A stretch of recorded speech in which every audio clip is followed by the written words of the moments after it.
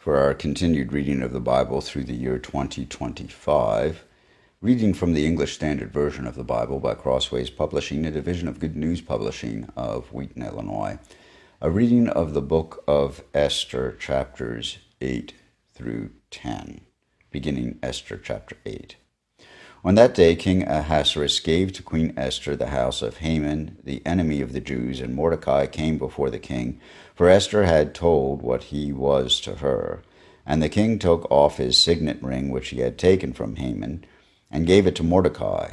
And Esther set Mordecai over the house of Haman. Then Esther spoke again to the king. She fell at his feet and wept and pleaded with him to avert the evil plan of Haman the Agagite, and the plot that he had devised against the Jews. When the king held out the golden scepter to Esther, Esther rose and stood before the king, and she said, "If it please the king, and if I have found favor in his sight, and if the thing seems right before the king, and I am pleasing in his eyes, let an order be written to revoke the letters devised by Haman the Agagite, the son of Hammedatha, which he wrote to destroy the Jews who are in all the provinces of the king. For how can I bear to see the calamity that is coming upon my people, or how can I bear to see the destruction of my kindred?" Then King Ahasuerus said to Queen Esther and to Mordecai the Jew, "Behold, I have given Esther the house of Haman, and they have hanged him on the gallows, because he intended to lay hands on the Jews. But you may write as you please with regard to the Jews in the name of the king, and seal it with the king's ring, for an edict written in the name of the king and sealed with the king's ring cannot be revoked." The king's scribes were summoned at that time, in the 3rd month, which is the month of Sivan, on the 23rd day, and an edict was written according to all that Mordecai commanded concerning the Jews, to the satraps and the governors and the officials of the provinces from India to Ethiopia, 127 provinces, to each province in its own script, and to each people in its own language, and also to the Jews in their script and their language. And he wrote in the name of King Ahasuerus, and sealed it with the king's signet ring.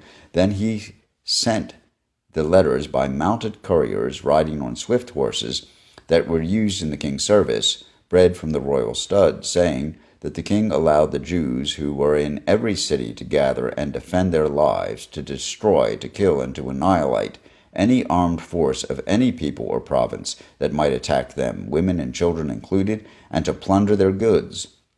On one day throughout all the provinces of King Ahasuerus, on the 13th day of the 12th month, which is the month of Adar, a copy of what was written was to be issued as a decree in every province, being publicly displayed to all the people, and the Jews were to be ready on that day to take vengeance on their enemies.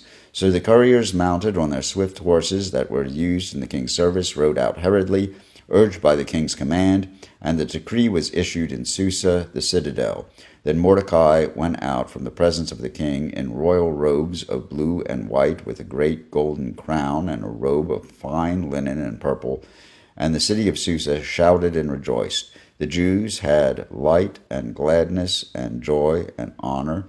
And in every province and in every city, wherever the king's command and his edict reached, there was gladness and joy among the Jews, a feast and a holiday. And many from the peoples of the country declared themselves Jews, for fear of the Jews had fallen on them.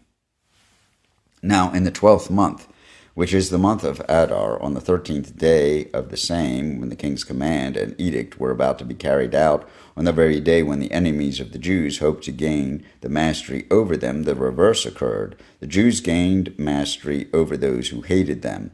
The Jews gathered in their cities throughout all the provinces of King Ahasuerus to lay hands on those who sought their harm, and no one could stand against them, for the fear of them had fallen on all peoples. All the officials of the provinces and the satraps and the governors and the royal agents also helped the Jews, for fear of Mordecai had fallen on them. For Mordecai was great in the king's house, and his fame spread throughout all the provinces.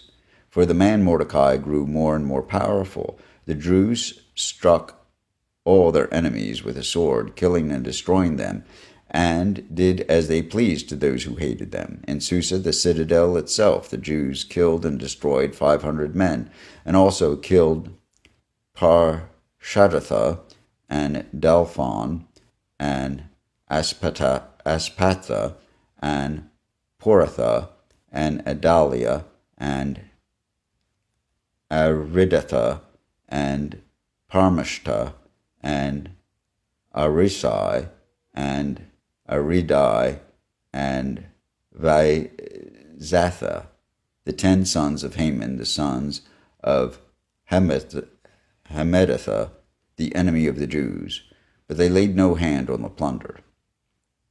That very day the number of those killed in Susa the citadel was reported to the king, and the king said to Queen Esther, "In Susa the citadel the Jews have killed and destroyed 500 men, and also the 10 sons of Haman.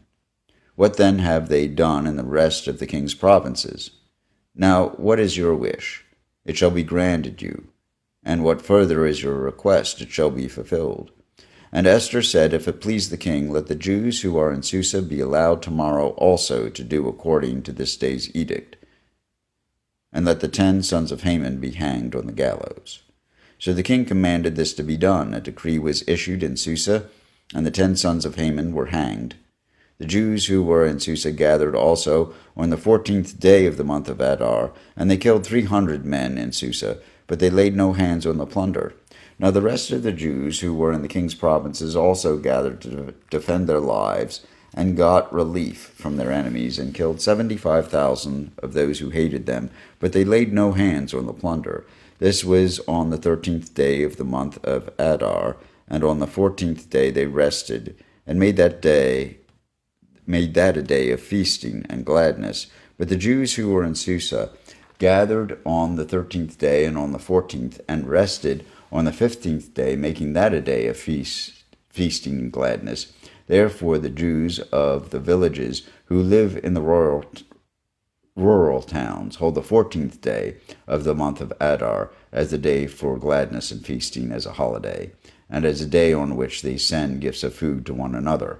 And Mordecai recorded these things, and sent letters to all the Jews who were in all the provinces of King Ahasuerus, both near and far, obliging them to keep the 14th day of the month of Adar, and also the 15th day of the same, year by year, as a day on which the Jews got relief from their enemies, and as the month that had been turned for them from sorrow into gladness, and from mourning into a holiday, that they should make them days of feasting and gladness, days for sending gifts of food to one another, and gifts to the poor. So the Jews accepted what they had started to do, and what Mordecai had written to them. For Haman the Agagite, the son of Hammedatha, the enemy of all the Jews, had plotted against the Jews to destroy them, and had cast that is, cast lots, to crush and destroy them. But when it came before the king, he gave orders in writing that his evil plan that he had devised against the Jews should return on his own head, that he and his son should be hanged on the gallows. Therefore they called these days Purim, after the term Pur. Therefore, because of all that was written in this letter, and because of what they had faced in this matter, and of what had happened to them, the Jews firmly obligated themselves and their offspring, and all who joined them, that without fail they would keep these 2 days according to what was written, and in that time appointed every year, that these days should be remembered and kept throughout every generation, in every clan, province, and city, and that these days of Purim should never fall into disuse among the Jews, nor should the commemoration of these days cease among their descendants. Then Queen Esther, the daughter of Abihail, and Mordecai the Jew, gave full written authority, confirming this second letter about Purim. Letters were sent to all the Jews, to the 127 provinces of King Ahasuerus, in words of peace and truth, that these days of Purim should be observed at their appointed seasons, as Mordecai the Jew and Queen Esther obligated them, as they had obligated themselves and their offspring with regard to their fasts and their lamenting. The command of Esther confirmed these practices of Purim, and it was recorded in writing. King Ahasuerus imposed tax on the land and on the coastlands of the sea, and all the acts of his power and might, and the full account of the high honor of Mordecai to which the king advanced him, are they not written in the book of the chronicles of the kings of Media and Persia? For Mordecai the Jew was second in rank to King Ahasuerus, And he was great among the Jews and popular with the multitude of his brothers, for he sought the welfare of his people and spoke peace to all his people. Here ends the reading of the book of Esther, chapters 8 through 10, offered in the English Standard Version of the Bible by Crossways Publishing, a division of Good News Publishing of Wheaton, Illinois.